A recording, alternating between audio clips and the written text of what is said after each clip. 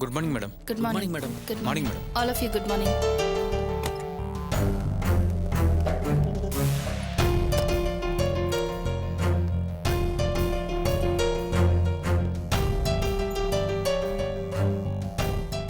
என்ன அபி சைலண்ட் ஆயிட்ட? இந்த போலீஸ்காரங்க எல்லாம் எவ்வளவு மெத்தனமா இருக்காங்க பாத்தீங்களா சார்? தோழரை காணோன்னு பதறி போய் அங்க கம்ப்ளைண்ட் பண்ண போனா பொறுப்பா யாராவது பதில் சொன்னாங்களா? கம்ப்ளைண்ட் ரெஜிஸ்டர் பண்றது கூட போராட வேண்டியிருக்கு. தோழர் மாதிரி ஆளு காணாம போனா போலீஸ்க்கு சந்தோஷம் தானே. ஆனா அவரை கண்டுபிடிச்சு கொடுங்கன்னு நாம போலீஸ்டே கம்ப்ளைண்ட் கொடுக்கறோம். வேற வழி சார், நம்ம போலீஸ் கிட்ட தானே போக வேண்டியிருக்கு.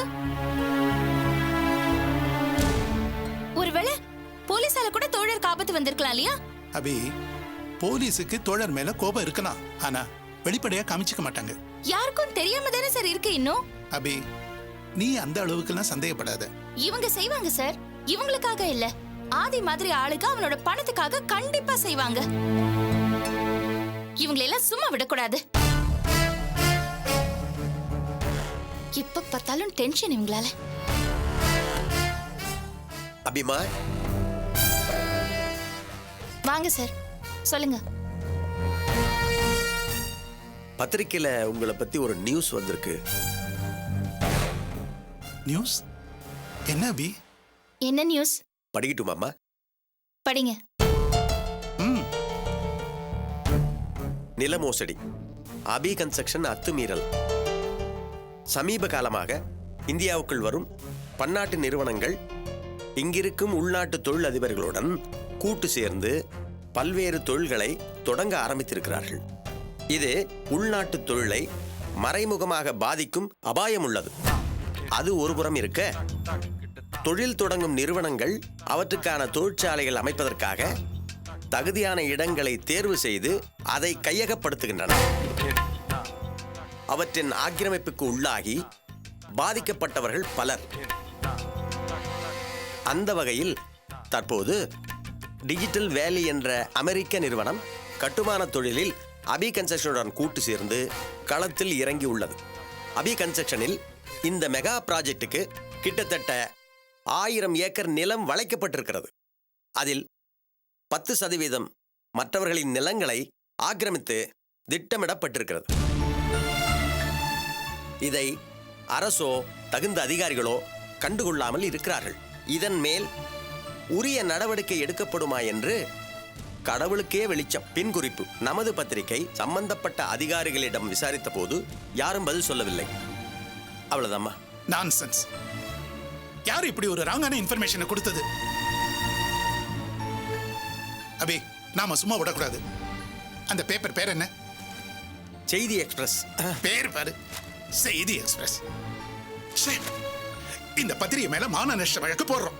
சார், அவசரப்படாதீங்க சார். ஒருவேளை தவறுதலா கூட இந்த நியூஸ் பத்திரிக்கையில வந்திருக்கலாம் இல்லையா? இல்ல அபி, இதை யாரோ திட்டமிட்டு தான் செஞ்சிருக்காங்க. பின்குறிப்புன்னு போட்டு அதிகாரிகள் விசாரிச்சேன்னு போட்டிருக்காங்க. நியாயமா இருந்தா அவங்க நம்மள்ட்ட கேட்டிருக்கணும். யாருமே அப்படி நம்மள்ட்ட கேட்கலையே. யாரு பக்கம் தவறு இருக்குன்னு தெரியாம நம்ம கோவப்படுறதுல அர்த்தமே இல்ல சார். அபிமா, எனக்கு அந்த பத்திரிகை மேல நம்பிக்கை இல்லை. நமக்கு வேண்டாதவங்க போட்ட நியூஸ் மாதிரி தான் தெரியுது. கொடுங்க.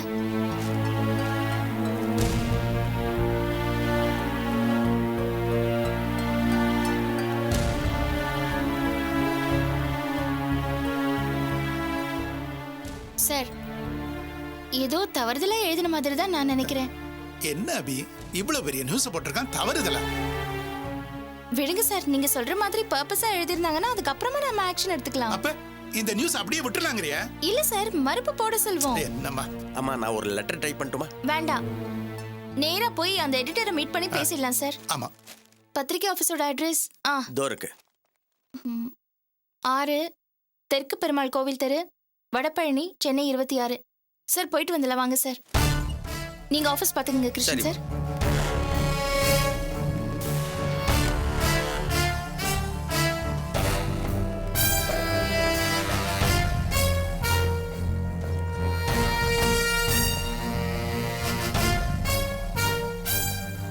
சார், என்ன சார் மேடம் ரொம்ப டென்ஷனா போறாங்க? விட்டா ஃபைனான்ஸ் பொசிஷன் கூட கேட்ப போல இருக்க. வேலையை பாரியா, அதை தவிர மீதி எல்லாத்தையும் செய்யற.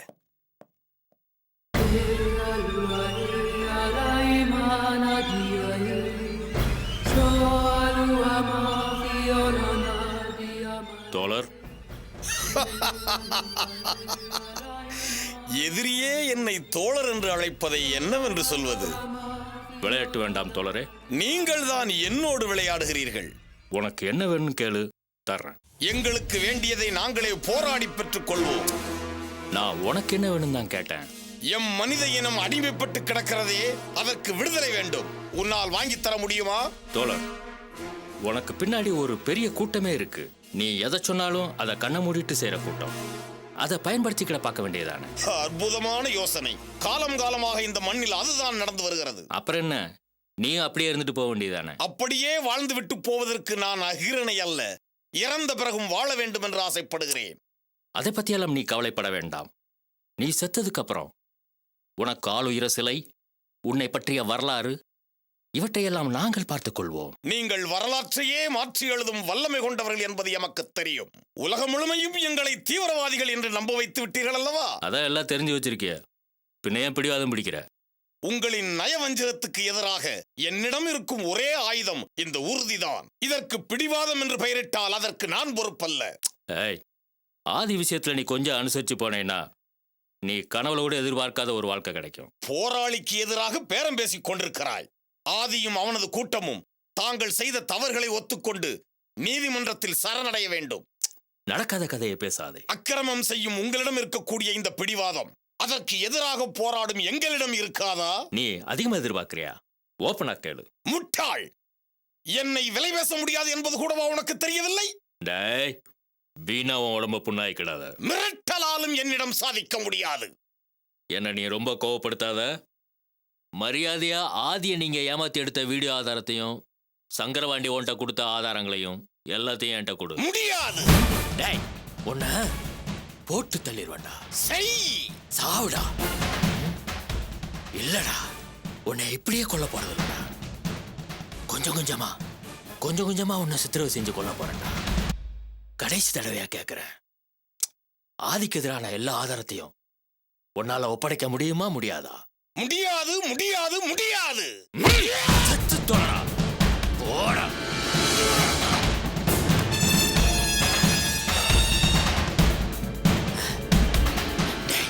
டேய், மரியாதையா சொல்றா. முடியாது. என்ன மிருகமாக்காத. என்றைக்குத்தான் நீ மனிதனாக வாழ்ந்தாய்? உன்னை இனிமேலும் மிருகமாக்க வேண்டுமோ? உனக்கு யார்டா பேசிட்டு இருக்க? என்னை நீ கொலை செய்தாலும் நீ தோற்றுத்தான் போவாய். காலம் விரைவில் உணர்த்தும். உன் வாயிலிருந்தே நெசத்தை வரவழைக்கண்டா, இல்லைன்னா என் பேரை மாத்திக்கிறேன்டா. முதலில் அதை செய். பெயர் வைத்திருக்கிறானாம், பெயர். டேய் அண்ணா, இவன் உடம்புல உயிர் மட்டும் தானா இருக்கணும். அடிக்கடா விட. சரிண்ணா.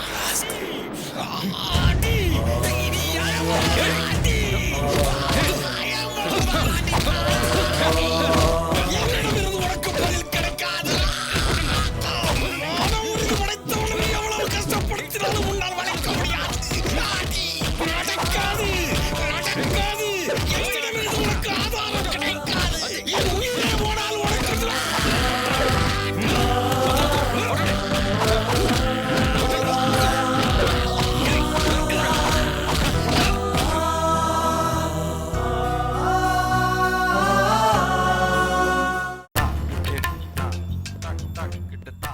எக்ஸ்கியூஸ் மீ, எஸ், உங்க எடிட்டரை பார்க்கணும்.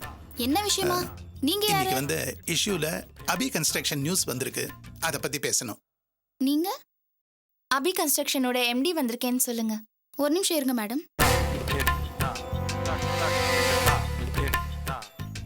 சார், அபி கன்ஸ்ட்ரக்ஷன்ஸோட எம்டி வந்திருக்காங்க. இந்த இஷ்யூல அவங்கள பத்தி ஏதோ நியூஸ் வந்திருக்கான். எஸ் சார், நீங்க போலாம். தேங்க்யூ.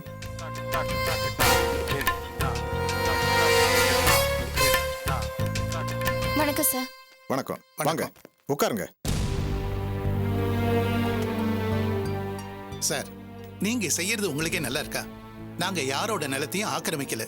சட்டப்படி என்ன பண்ணணுமோ அதைத்தான் செஞ்சிருக்கோம். அப்படி இருக்கும்போது எங்க கம்பெனி மேல அனாவசியமா நில ஆக்கிரமிப்பு அது இதுன்னு ஏன் சார் போட்டிருக்கீங்க?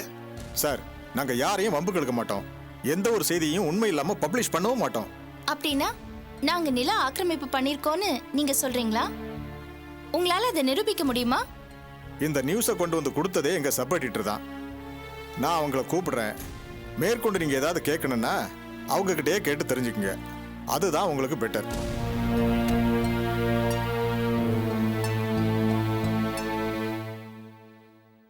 சப் எடிட்டர் வர சொல்லுப்பா. சார், அடுத்த இஷ்யூல நீங்க மறுப்பு தெரிவிச்சே ஆகணும். சார், சப் எடிட்டர் வரட்டும். எங்க பேர்ல தப்பு இருந்தா நிச்சயமா நாங்க மறுப்பு தெரிவிக்கிறோம்.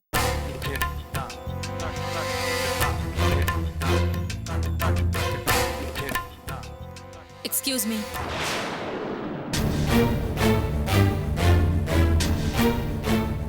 வாமா.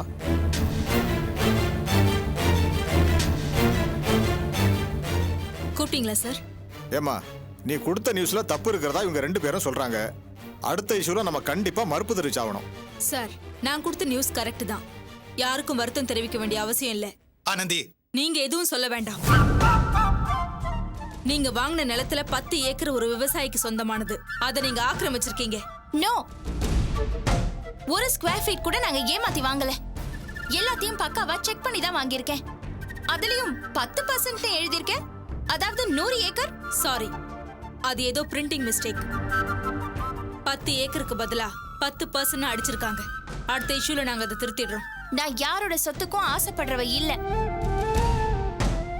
உங்களுக்கு எங்க சப் எடிட்டர் தெரியுமா? நல்லா தெரியும் சார். ஆனா இவங்க இங்க சப் எடிட்டரா இருப்பாங்கன்னு தெரியாது. இப்படி ராங் நியூஸ் கொடுப்பாங்கன்னு தெரியாது. எக்ஸ்கியூஸ் மீ சார், அத ராங் நியூஸ்னு சொல்லாதீங்க. நான் விசாரிக்காம எதையும் எழுத மாட்டேன். அப்ப இந்த இஷ்யூல வந்திருக்கிறது கன்ஃபார்ம் பண்ணி தான் போட்டிருக்கேன். யார்கிட்ட கன்ஃபார்ம் பண்ண? என்கிட்ட கன்ஃபார்ம் பண்ணியா? உன்கிட்ட கேட்க வேண்டிய அவசியம் எனக்கு இல்ல. யார்கிட்டயோ விசாரிச்சு எங்க கிட்ட கேட்கணும்னு தோணலையா? உங்ககிட்ட கேட்டா அனாவசியமா எங்க பத்திரிக்கைக்கு நெருக்கடி கொடுப்பீங்க. அதை தவிர்க்கணும்னு தான் நான் கேட்கல. அப்ப ஆதாரத்தோட என் மேல தப்பு இல்ல நான் நிரூபிச்சா? இந்த பாரு அபி, எதுக்கு நாம கோர்ட்டுக்கு போவோம், மான நஷ்ட வழக்கு போடுவோம். சார், இந்த பயமுறுத்துற வேலையெல்லாம் இங்க வேண்டாம். நீங்க தாராளமா என்ன கேஸ் வேணாலும் போடுங்க. ஏற்கனவே சங்கரபாண்டியன் விஷயத்துல உங்களுக்கு தொடர்பு இருக்கு. இந்த நில ஆக்கிரமிப்புல அவருக்கும் தொடர்பு இருக்கலாம். எல்லா தகவலையும் திரட்டி எங்களால நிரூபிக்க முடியும். சம்பந்தம் இல்லாம இறந்து போனவரை பத்தி பேசாத. அவர் இப்ப இறந்து போயிருக்கலாம். ஆனா இதுக்கு முன்னாடி அவர் யாரு பொறுப்புல இருந்தாருன்னு தெரியும். தோழர் யாருக்காக வேலை பார்த்தாருன்னு தெரியும். தலைமறைவான குற்றவாளிக்கு அடைக்கலம் கொடுக்கறது தப்பில்லையா?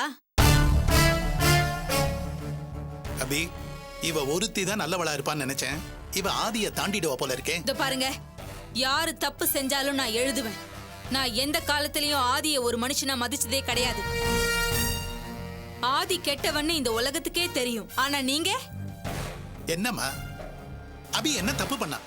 காணாம போன மேனகா தொல்காப்பியனை கண்டுபிடிக்காம ஆதிக்கு அடியாள் வேலை பார்க்குது இந்த போலீஸ். பத்திரிகைகள் பல விஷயங்களை எழுதுறது இல்ல. அபி தனியா போராடி சில அக்கிரமக்காரங்களை அடையாளம் காட்டினா அதை ஏத்துக்கணும். அதை ஏத்துக்காம அவளையே குறை சொல்றீங்களே, இது அநியாயம். அபி மேல இருக்கிற தனிப்பட்ட கோபத்துல நீ இதெல்லாம் பண்ற. நான் அப்படிப்பட்ட ஆள் கிடையாது. உங்ககிட்ட ஆதாரம் இருந்தா கொடுங்க, நான் எழுதுறேன். என்ன எழுதுவ? உங்க பக்கம் நியாயம்னு ஒண்ணு இருந்தா அதை எழுதுறேன். அதான் உங்களுக்குன்னு ஒரு பத்திரிக்கை இருக்கே, தினசரி தீ. தோழர் பாத்துக்கிறாரே, அதுல எழுத வேண்டியதானே? நான் உன் அக்கா ஆனந்தி. என்னது? அந்த அக்கா தங்கச்சி உறவெல்லாம் என்னைக்கோ அருந்து போயிடுச்சு. அன்னைக்கு நீ அவ்வளோ பேசுனியே, மறந்துட்டியா? எனக்கு நல்ல ஞாபகம் இருக்கு.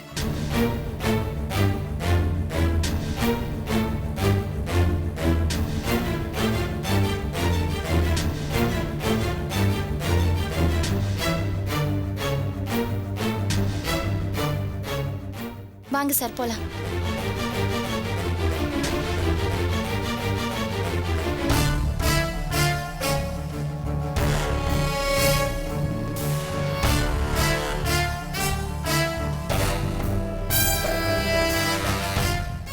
அபி,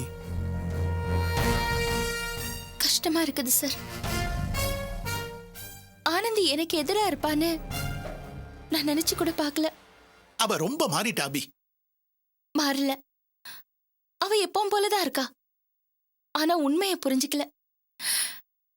புரிஞ்சுக்குவா, நிச்சயமா ஒரு நாள் புரிஞ்சுக்குவா. போலாவா?